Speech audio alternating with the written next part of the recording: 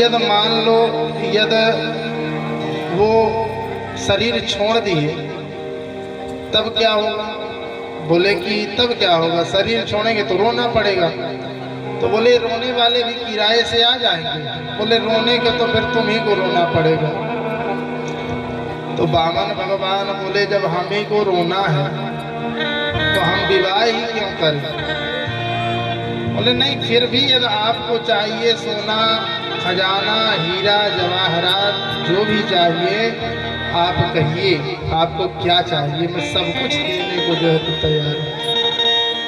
वामन भगवान जो है तो बोले वाह, मान गए बलि, तुम्हारे पूर्वज यतो जातो हिरण्याश्च चरान नेक इमाम मही।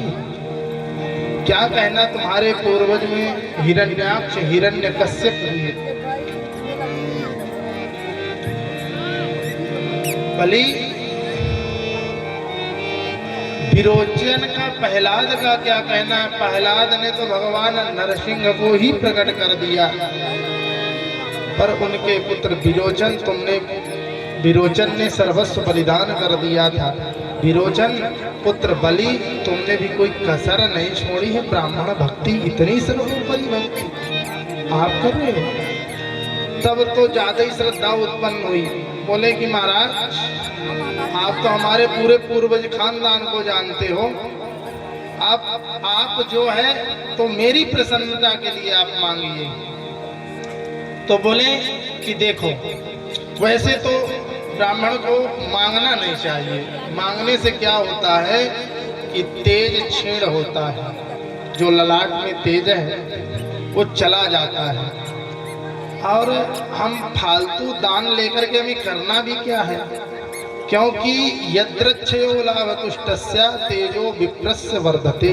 यदि कोई दे रहा है उसको खुशी खुशी ले लिया है तो उसका जो है तो विप्र का तेज वर्धते, उसका तेज बढ़ता है।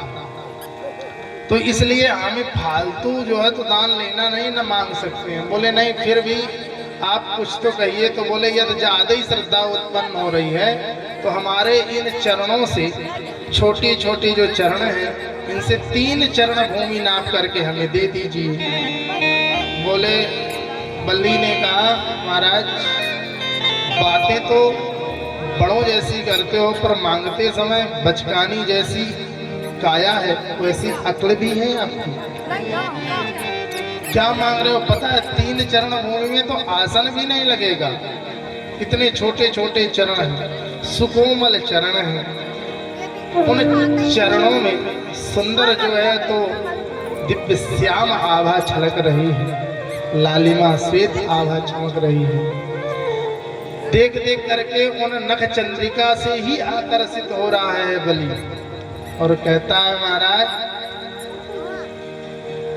चलिए ठीक है, मैंने आपको जो है तो 3 चरण भूमि दिया। बोले 3 चरण भूमि ऐसे थोड़ी ले लेंगे तब? बोले उसके लिए जो है तो संकल्प करना पड़ेगा, क्योंकि बिना संकल्प के हम दान नहीं लेते। तो बोले अब संकल्प भी करें, बताओ 3 चरण भूमि के लिए। बोले संकल्प तो करना पड़ेगा राजन। बोले ठीक है, लो हाथ में जल। तुरंत बलि ने हाथ में जल लिया, और जैसे ही जल को जब गिरने का समय आया हाथ में, तो शुक्राचार्य जी महाराज बैठ गए कि पानी ही हाथ पे नहीं आएगा तो मेरा जो है तो चेला लूटेगा नहीं। तो भगवान से कहता है बलि कि लगता है कुछ अटक गया है।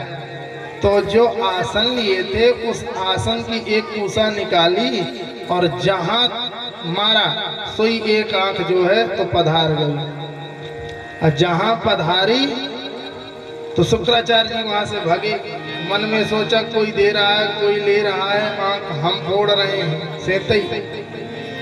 फिर जो है तो जब हाथ में जल आया तो लंबा चौड़ा संकल्प पढ़ा, और जैसे ही बलि ने वामन भगवान के हाथ में दिया तो भगवान बोले कि अब प्रणाम भी तो करो। तो जो प्रणाम किया सोई भगवान वामन ने जो है तो विराट रूप धारण कर लिया। बोल विराट भगवान की जय। अब बलि जब ऊपर को देखे तो भगवान का और ही छोर पता ना चले। भगवान बोले अब हमारा बलि नापना देखो। तो एक चरण में जो है तो ऊपर को बढ़ाया तो भू भुआ स्वा महाजना तपा सत्य लोग, यहाँ तक कि ब्रह्म कटाह में छिद्र कर दिए, वहाँ की चिन्मयी धारा निकली। तो चरणों को धोते हुई जब ब्रह्मलोक में आई तो ब्रह्मा जी ने कमंडल में रख लिया। फिर जो है सप्तऋषि मंडल में, चंद्रमंडल में, फिर जो है तो पृथ्वी पर आई। उसके 4 भाग हुए, अलकनंदा, सीता, भद्रा। नीचे को एक चरण को अतल वितल सुतल तलातल महातल रसातल पाताल लोक तक नाप डाले। जब सब कुछ 2 चरणों में ही नाप दिए तो बलि के सामने भगवान बोले अब बोलो बलि तीसरा चरण कहाँ रखें। तो बोले प्रभु ये बताइए धन बड़ा होता है कि धन का मालिक। तो बोले वैसे तो धन से 100 गुना बड़ा धन का मालिक होता है। बोले धन 100 गुना मालिक बड़ा होता है तो अभी आपने मेरी धन ही को तो नापा है, मालिक तो अभी सेफ है। तो आप मुझको भी नाप करके अपना लीजिए। तो पदम तृतीयम कुरुशीष्ण में निजम। तीसरा चरणारविंद जो है तो वामन भगवान विराट भगवान ने बलि के मस्तक पर रखा और रख करके और 3 चरण भूमि का जो संकल्प था वो पूर्ण हुआ। वामन भगवान बोले बलि तुम वजन के तो बड़े धनी हो, ये तो कहना पड़ेगा, पर तुम्हारा सब कुछ लूट लिया फिर भी जो है तो इतनी श्रद्धा। बलि हाथ जोड़ करके बोला कि ये जो हमारे पूर्वजों की पताका लहर रही है तो मैंने सोचा कि यदि मैं 3 चरण भूमि का संकल्प कर लिया यदि नहीं दे पाऊंगा तो पूर्वजों की जो प्रतिभा है वो नष्ट होगी। इसलिए महाराज आपने बहुत बड़ी कृपा की, मुझे भी अपनाया। भगवान कहते हैं जाओ, वैसे तो हमने तुम्हारा सिंहासन छीना पर हम तुम्हें आशीर्वाद देते हैं कि अगले मनवंतर में जो है तो तुम जो है तो इंद्र बनोगे, पर अभी सुतल लोक का जो है तो राज भोगोगे। बोले यदि आप मुझे सुतल लोक दे ही रहे हैं तो एक मांगने की इच्छा हो रही है, मांग लो। बोले मांगो क्या चाहिए। बोले जब भी मैं उस लोक से अपने बाहर निकलूं तो आपके दर्शन मुझे हो। तो भगवान बोले इसका मतलब हम तुम्हारे द्वारपाल बन करके रहें।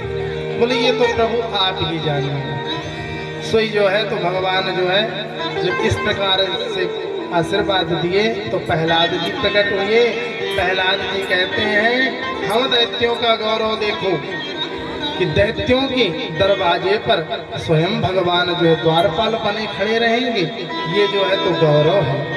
और फिर जो है तो प्रहलाद को बोले प्रहलाद अपने सब परिवार जो है तो जाओ और सुतल लोक में रहो। बलि पहुंचे वहां।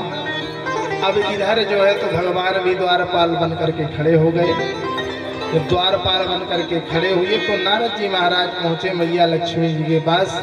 बोले मैया कुछ पता है। बोले क्या। बोले इस समय भगवान ने जो है तो ड्यूटी ढूंढ रखे हैं। बोले कौन सी। बोले इस समय सुतल लोक में बलि के दरवाजे पर खड़े हैं। तो मैया भी वेश बदल करके आई, बलि के हाथों पर जो है तो कच्चा सूत बांध करके। और जब भाई माना, भाई ने जब कहा मांगो तुम्हें क्या चाहिए, तो उन्होंने कहा लक्ष्मी जी ने कि मुझे कुछ नहीं चाहिए, यदि देना ही है भैया तो मुझे आप सिर्फ एक चीज दीजिए, जो दरवाजे पर खड़े हुए हैं उनको दे दीजिए। तो बलि तुरंत समझ गया कि यदि वो नारायण है तो ये निश्चित जो है तो लक्ष्मी है। तो दोनों को प्रणाम किए और विदा किए। फिर एक मनवंतर में भगवान ने मत्स्य अवतार धारण किया है।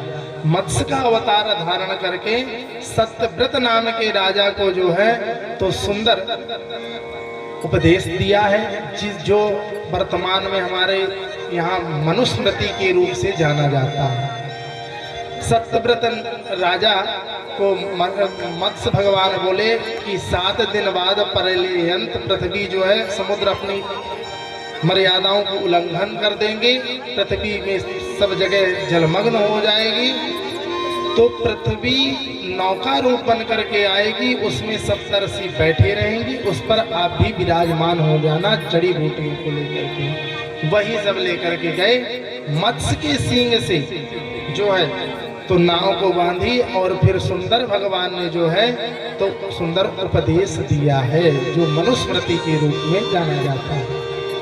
जय जय श्रीमद्भागवते महापुराणे पारमहंसायां संहितायां अष्टम स्कंदे वामन अवतारे चतुर्विंशोत्सवः श्री कृष्णार्पणमस्तु। बोल वामन भगवान की जय, मत्स्य भगवान की जय। नवम स्कंद में 12 अध्यायों में राम जी के वंशज का पूरा वर्णन है, अब 12 अध्यायों में कृष्णचंद्र जी का वंशज का वर्णन है। राम कृष्ण तो एक हैं, अंतर नहीं निमेष, इनके नयन गंभीर हैं, इनके चपल विशेष। भगवान राघव के नयनों में जो है तो गंभीरता है, समय अनुसार जो है तो थोड़ा समय लगेगा, तो बैठिएगा तो कथा और ज़्यादा जाएगी, नहीं फिर और जल्दी पहुंच जाएगी, क्योंकि हमें जो है तो ये भी देखना है कि वहाँ तक जाना भी है, आज जन्म भी कराना है और आप लोगों को रस स्वादन भी कराना है। तथा अनुसार अब ठाकुर जी जो भी कृपा करेंगे वहीं तक चलेंगे। तो भगवान नवम स्कंद में पहले राम जी का अवतार, बाद में कृष्ण जी का अवतार, भगवान नारायण के नाभि कमल से ब्रह्मा, ब्रह्मा के जो है तो सुंदर मारीच, मारीच के कश्यप, कश्यप के विवस्वान, विवस्वान का ही नाम है श्राद्ध देव मनु। श्रद्धा नामक पत्नी से जब इनके कोई संतान नहीं हुई तो वशिष्ठ जी ने जो है तो यज्ञ करवाया, उससे जो है तो सुंदर एक पहले बालिका प्रकट हुई तो नाम था उसका इला देवी। बाद में जब राजा ने अनुनय विनय किए तो उसी बालिका को जो है तो बालक बना दिया, तो नाम हो गया सुदुम्न। चंद्रवंश में और सूर्यवंश में जितने भी राजा हुए हैं बिना यज्ञ के जो है तो किसी के जो है तो पुत्र नहीं प्राप्त हुए हैं सूर्यवंश में। और चंद्रवंश में चंद्रमा से लेकर के भगवान कृष्ण पर्यंत राजी से किसी का विवाह भी नहीं हुआ, कहीं